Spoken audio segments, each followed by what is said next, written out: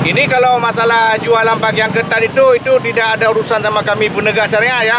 Karena ini yang menjual itu termasuk oleh Musbida ya, Musbida Kota Bandar Kota ini, termasuk Pak Wali itu MPU di sini. Jadi itu mereka yang melarang itu penjualan celana ketat itu yang ada di pasaran ya gitu.